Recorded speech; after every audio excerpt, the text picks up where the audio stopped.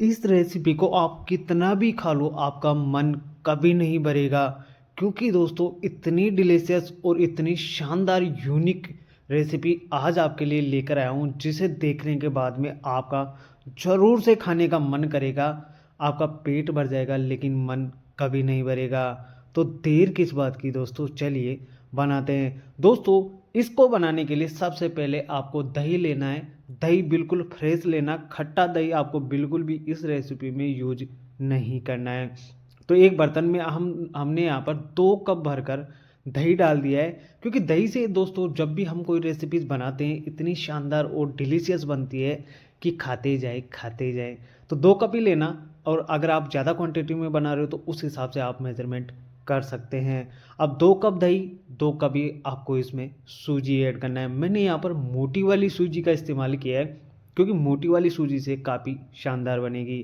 अब दोस्तों आप ऐसा करना है कि 1 चम्मच भरकर इसमें रिफाइंड ऑयल डाल देना।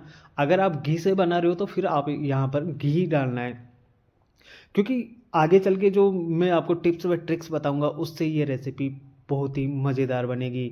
अब 1 चम्मच आप इसमें मोटी वाली चीनी डाल देना और इसे अच्छे से मिक्स कर लेना, क्योंकि दोस्तों जो सारा समय लगेगा ना वो इसी टाइम लगेगा, इसके बाद में तो ये मिनटों में बनकर तैयार हो जाएगी। बस मिक्सर की सहायता से आप इसे अच्छे से मिक्स कर लीजिए, और मिक्स करने के बाद में जैसे ये अच्छे से मिक्स हो जाता है उसके बाद में आपको कम से कम 30 मिनट के लिए इसे ढक कर रख देना है। क्यों मैं ऐसा क्यों बोल रहा हूँ, क्योंकि हम जल्दबाजी में क्या करते हैं कि सूजी को अच्छे से फूलने नहीं देते हैं और उसकी रेसिपी बना देते हैं, जिससे रेसिपी तो बिगड़ती है, सारा माइंड भी ख़राब हो जाता है। तो ढक कर रख दीजिए, कम से कम 10 मिनट तो रखना ही रखना है।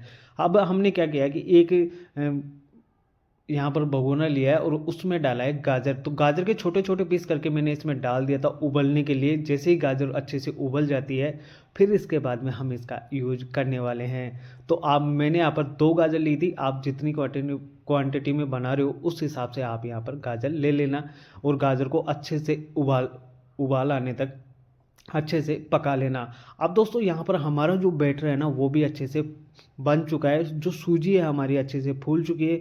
आपको मैं दिखा देता हूँ कि ये अपनी क्वांटिटी में दोगुनी हो गई है। सूजी अच्छे से फूलने के बाद में ये रेसिपी बन जाती है। अब दोस्तों मैंने यहाँ पर 1 कप बेसन लिया है, तो आप यहाँ पर गेहूं का आटे आटे का भी इस्तेमाल कर सकते हो, या फिर आप इसे मैदा से भी बना सकते हो। मैं इसे बेसन से बना रहा हूँ, क्योंकि गाजर और बेसन का जो कॉम्बिनेशन है उसका जो टेस्ट निकल कर आएगा ना इतना लाजवाब आएगा, बहुत ही शानदार आएगा।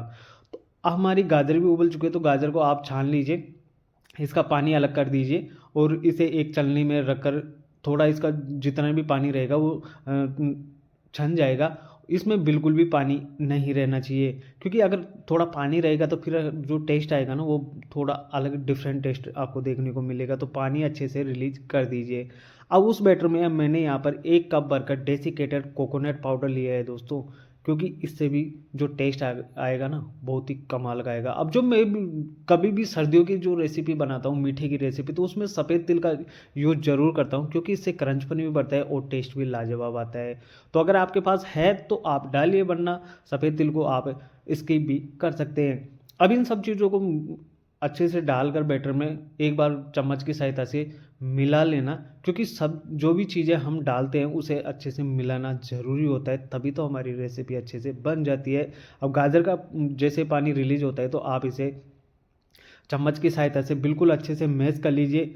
आप इसे मिक्सर जार में डालकर बिल्कुल बारीक मत बनाना, क्योंकि मिक्सर जार में डालकर ये बिल्कुल बारीक तो हो जाएगा लेकिन जो टेस्ट आएगा ना वो अच्छा नहीं आ पाएगा। तो आप इसे किसी की भी सहायता से अच्छे से मैश कर लेना, जिससे इसमें हल्के हल्के मोटे मोटे दाने से रहेंगे ना, जिससे टेस्ट काफ़ी लाजवाब आने वाला है।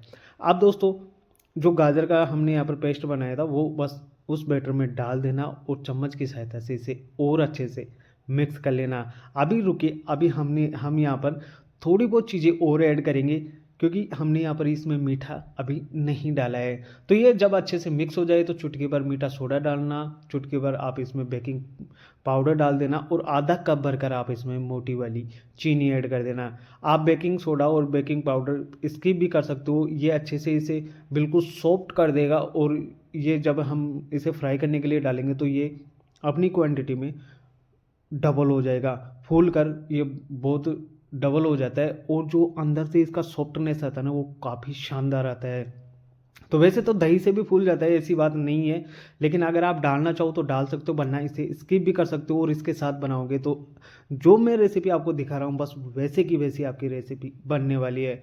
अब बैटर आप हमारा कंप्लीट हो चुका है तो हाथों में थोड़ा सा ऑयल लगा लीजिए और बैटर को आप इस छोटी सी लोई तोड़कर आप दोनों हथेलियों के बीच में रखकर इस प्रकार से पेड़े वाली शेप देकर बना सकते हैं। दोस्तों अब जैसे मैंने इसे तेल में डाला तो तेल का टेम्परेचर नॉर्मल था, नॉर्मल टेम्परेचर पर आप इसे फ्राई कीजिए, ज़्यादा हाई फ्लेम पर आप इसे फ्राई मत करना, क्योंकि ये बाहर से तो सीख जाएगा लेकिन अंदर से बिल्कुल कच्चा रह जाएगा तो वो मज़ा आपको बिल्कुल भी नहीं आने वाला है। गैस की फ्लेम आप यहाँ पर लो रखना और लो टेम्परेचर में आप इसे तेल के अंदर डाल देना, जिससे ये होगा कि अंदर तक सीख जाएगा और अंदर तक अच्छे से जब ये फ्राई हो जाएगा तब इसका टेस्ट देखना कितना लाजवाब आता है। आप इस बात का ध्यान रखना कि तेल का टेम्परेचर कैसा भी हो ये बिल्कुल तेल के अंदर बिखरेगा नहीं और तेल के अंदर फटेगा भी नहीं। तो उस बात की तो आप टेंशन बिल्कुल मत लेना, तेल का टेम्परेचर कैसा भी रहेगा आप डाल देना, बस तेल का टेम्परेचर हाई नहीं रहना चाहिए, क्योंकि हाई रहेगा तो ये फटाफट से इसका जो कलर है वो ब्राउन हो जाता है और आपको लगेगा कि ये अच्छे से फ्राई हो चुका है, लेकिन ये अच्छे से फ्राई नहीं होता है, अंदर से कच्चा रह जाता है। तो बस इस बात का ध्यान रखना, गैस की फ्लेम लो रखना और तेल का टेम्परेचर नॉर्मल रख के आप इसे एक एक करके डालते जाएगा और इसे उलट पुलट कर अच्छे से फ्राई कर लीजिए। तब देखना दोस्तों इसका जो कलर आएगा, इसका जो टेक्सचर आएगा, इतना कमाल और लाजवाब लगेगा। मैंने पहले ही आपको शुरुआत में बोला था कि आपको खाते खाते पेट भर जाएगा लेकिन मन कभी नहीं भरेगा, क्योंकि इतनी लाजवाब रेसिपी, बिल्कुल यूनिक रेसिपी है। आप इन सर्दियों में ये रेसिपी घर पर ट्राई कर सकते हैं। यकीन मानो नो फेल रेसिपी है और आप इस रेसिपी को बनाने के बाद में बिल्कुल नहीं पछताओगे, क्योंकि जो सारी टिप्स व ट्रिक्स है आपके साथ शेयर कर दी है, बस उनको ध्यान में रखकर आप इस रेसिपी को ट्राई कर लीजिए। सर्दियाँ चली जाएगी तो फिर आपके पास पछताने के अलावा कोई चारा नहीं रहेगा। इस रेसिपी को एक बार ज़रूर से ट्राई करना। बस आपको ध्यान रखना है, एक तो फ्राई करते समय, और दूसरी बात जो सूजी होगी ना हमारी वो उसे अच्छे से फूलने के लिए रख देना। आप इस रेसिपी को जब बना रहे हो तो सबसे पहले आप सूजी को दही में अच्छे से मिक्स करके रख देना, 30 मिनट के लिए रखना, क्योंकि 10 मिनट हम अच्छे से फुला लेते हैं लेकिन उससे भी शानदार नहीं बनता है। आपको कम से कम 30 मिनट सूजी को फूलने के लिए छोड़ना, फिर आप ये रेसिपी बनाना, फिर देखना आप इसका टेस्ट और इसका टेक्सचर कितना कमाल का आता है। उम्मीद करता हूँ दोस्तों वीडियो आपको पसंद आएगी। वीडियो पसंद आती है तो वीडियो को लाइक करना और चैनल को भी सब्सक्राइब कर लीजिए, ताकि आने वाली वीडियो की नोटिफिकेशन आप तक जल्द से जल्द पहुँच सके। मैं ऐसे ही यूनिक रेसिपीज आपके लिए लेकर आता रहता हूँ। अब देखिए दोस्तों मैंने आपको तोड़कर भी दिखाया, इसके जो अंदर का टेक्सचर है कितना कमाल का है, क्योंकि जब ये हम इसे हाई फ्लेम पर फ्राई करते हैं ना तो ये बाहर से सिक जाता है और अंदर से कच्चा रह जाएगा, और अगर आप लो फ्लेम पर इसे फ्राई करेंगे तो फिर आपको ऐसा टेक्सचर देखने को मिल